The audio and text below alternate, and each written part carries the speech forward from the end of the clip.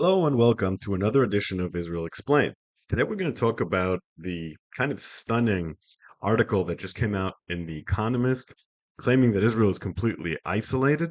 Look at how accurate that is and what Israel can do about the problem. So the article was quite good and relatively sympathetic to Israel for The Economist.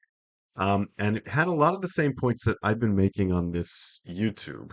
So let's bring a few quotes from this rather striking article. It starts like this.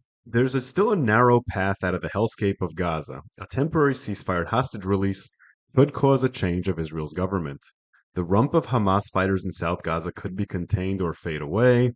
Talks on a two-state solution could begin, but it's just as likely that ceasefire talks will fail. That would leave Israel locked in the bleakest trajectory of its 75-year existence, featuring endless occupation, hard right politics, and isolation. Today, many Israelis are in denial about this, but a political reckoning will come eventually. It continues, talking about how a lot of the problems Israel is having are own goals. In Gaza, its reluctance to help provide or distribute aid has led to an avoidable humanitarian catastrophe, where the civilian toll from the war is over 20,000 and growing.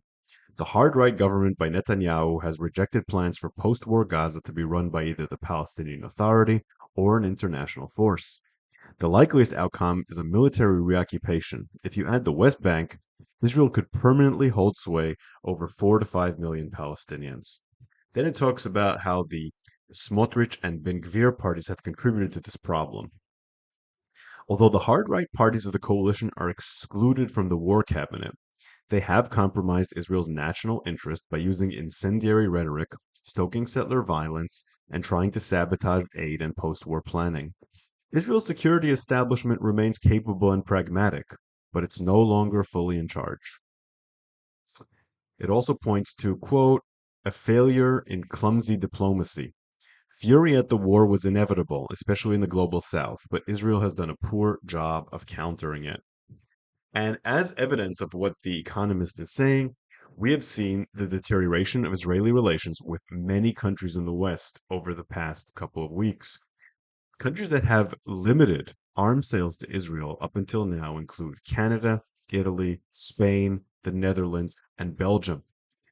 The UK, which has been very friendly to Israel throughout this conflict, has recently turned and is saying that unless allows in Red Cross to visit the Nukba Hamas terrorists who carried out the October 7th attacks, it will also limit arms sales to Israel.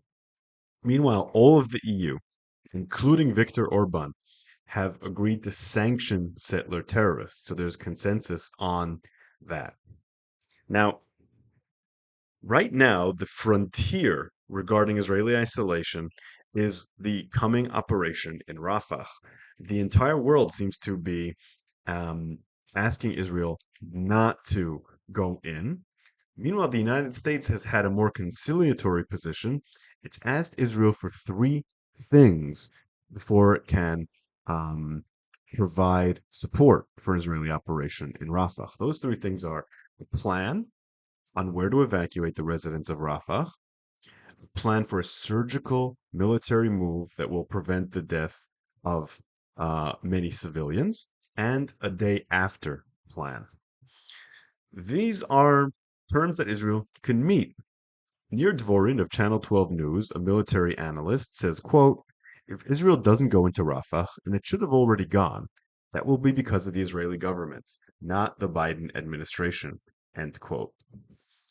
You see, a victory in this war requires deft handling of international opinion, and that hasn't happened.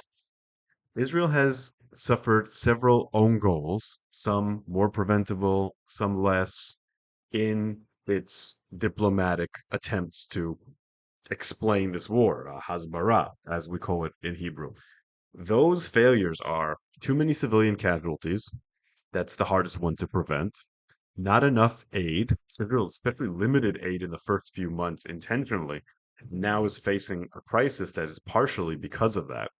No vision for a day after or a Palestinian state, not even pretending to have one. The war has dragged on for too long. That might be the most important one and the most preventable one.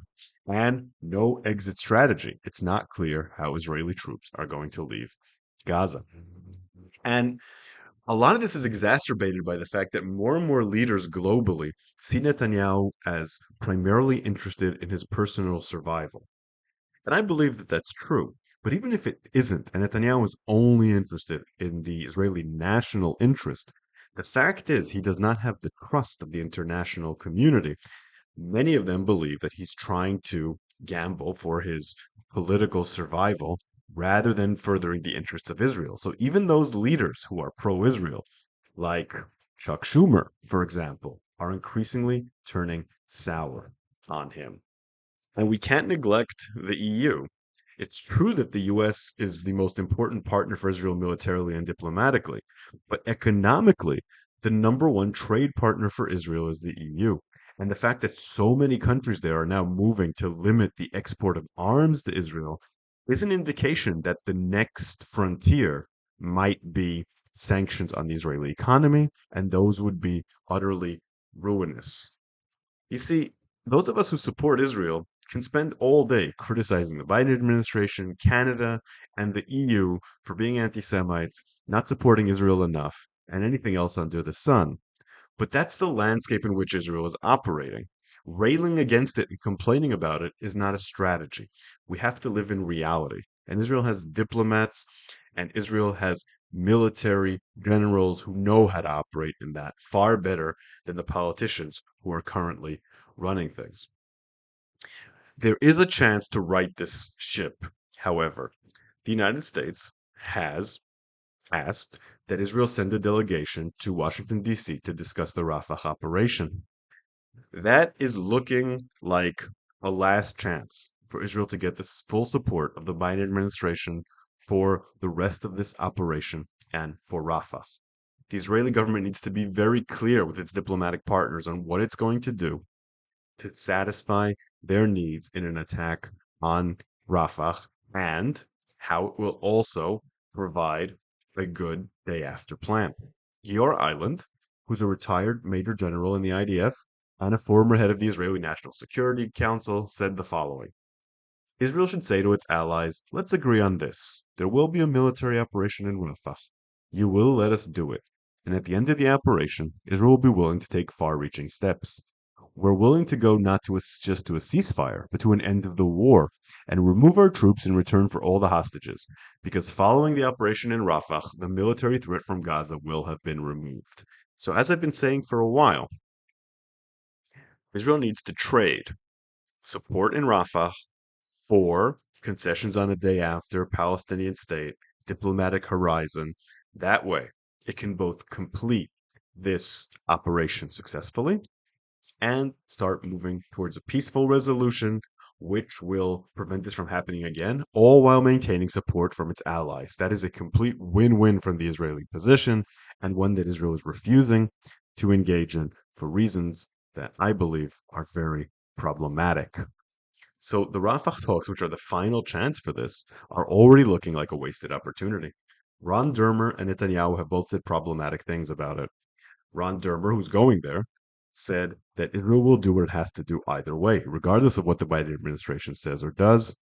And Netanyahu has made it seem as if Israel is doing the United States a favor by attending. They don't seem to realize that this meeting can make or break the war. If they completely lose the support of the Biden administration, they will also completely lose any support from the EU, and then Israel will truly be alone, like the Economist article is warning. Okay, even though I just did a video a couple days ago, I already have a lot of great questions, so let me answer them. Fred asks, reports have come out that Israel is exploring having some prominent Gazan families take over running the Strip after the war in place of the Palestinian Authority. I hear this and immediately images of Tony Soprano and Don Vito Corleone pop into my head. Who are these families? Can they be trusted? And do they have the power to get things done? Well, I think that the comparison to Tony Soprano and the Corleones is somewhat apt. There's a lot of criminality in some of these families, and that's why asking if you can trust them is very problematic. There have been some signs that these Clan leaders are turning into glorified warlords, criminal lords, as there's been chaos in among Hamas. That has not led to their popularity among Palestinians. A recent poll that Khalil Shikaki ran asked, "Who do you want to be running Gaza after the war?" And only 4% said the clans. And Israel has tried to build on the clans in the past. In the early 1980s, it created the village leagues in the West Bank and in Gaza, and that was a complete failure. Israel's never been able to bypass the political representation of the Palestinians to deal with the clans. And that's because the clans tend to have affiliations and loyalties to those political elements. Many of the clans are loyal to Hamas. Some of the clans are loyal to the PA. Some have affiliations with ISIS, even. It's be very hard to work with them. They can be part of a solution, but you would have to talk to politicians at the end of the day in order to get the grand architecture behind future rule of Gaza. They're not the solution. Fab006 asks, is the inability to present a good occupation plan because of unwillingness or because there is simply no good option? I would say it's mostly because of unwillingness. Right now, Hamas is demanding, as part of a ceasefire, that Israel return the civilians in Rafah to their homes in northern Gaza, assuming that's where they're from. And with the help of international institutions, that could happen. And that would remove a lot of the people in Rafah and make the humanitarian situation there much better. The rest of the people could be put in various humanitarian islands, and other solutions could be found for them. So I think that this is mostly an unwillingness by Israel to provide this plan, which raises a lot of questions. Tare J asks, if the root of the tension between the Biden administration and the Netanyahu government is about the lack of a day after strategy, why does it seem the focus of pushback from the administration is over the details of a Rafah assault, rather than a plan to administer Gaza going forward?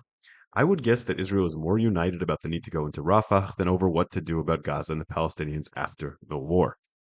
Okay, so first, that final part, yes, Israelis are more united over going into Rafah, although not everyone agrees on that either, but there's certainly a strong majority for that. I'm certainly for that. But going back to the major thrust of the question, it is true that right now the Biden administration is talking a lot about Rafah. But where Israel lost the trust of the Biden administration is by not having a day after plan and not having an exit strategy. That's placed this entire conflict in question from their perspective, as they're worried about supporting Israel and then this leading to permanent occupation in Gaza, something that would be terrible for America's position in the world and terrible for a two-state solution. And that's why one of the things the United States is asking for in return for the Rafah operation being approved is a day after plan. And if Israel could say to the United States, listen, we have to finish Rafah, but after that we can give you A, B, and C, the opposition to it would be much smaller. So I think to some extent the lack of a day after plan is the original sin that poisoned the entire relationship with the Biden administration, which was very supportive at the beginning of the operation. Finally, Harry Newhoff, longtime friend of the show, asks, Shael, where does your hatred for Bibi come from? You quoted Bibi as saying, the attacks of the administration are focused on me because I'm preventing a Palestinian state. That may be true, but as you said, those were leaked. How is that him attempting to create a rift? Furthermore, it is expected for him to respond to another country interfering in elections in a forceful way. Would any other Israeli politician do differently? Okay, so first of all, I don't hate Bibi. I just think that it's time for him to go. The list of his failures after putting Israel into a cycle of several elections, tearing the country apart with his judicial reform package, not preventing October 7th, and now running this war quite badly, is all an indication that this man needs to go. He's been in charge for too long. That's not the same as hatred. I just think he needs to resign. As for the idea of Netanyahu creating a rift, since the last episode, he's been talking to the Republicans in the House and planning to give some form of combative speech. And you have to remember that's something that Netanyahu has done before. When there were negotiations over the Iran deal, Netanyahu went to Congress and gave a speech without approval from the administration in order to counter them. He did the same thing in the 1990s when he was upset at the way white plantations was being handled. And he has a long history of intervening in American politics. Jake Sullivan pointed out the irony of Netanyahu saying that the Biden administration was intervening in Israeli politics while speaking on American news. That's something that Biden has so far avoided, giving interviews, going after Netanyahu to the Israeli media, giving speeches at the Knesset, those sort of things to try to bypass Netanyahu. He hasn't done, while Netanyahu has traditionally done that for decades.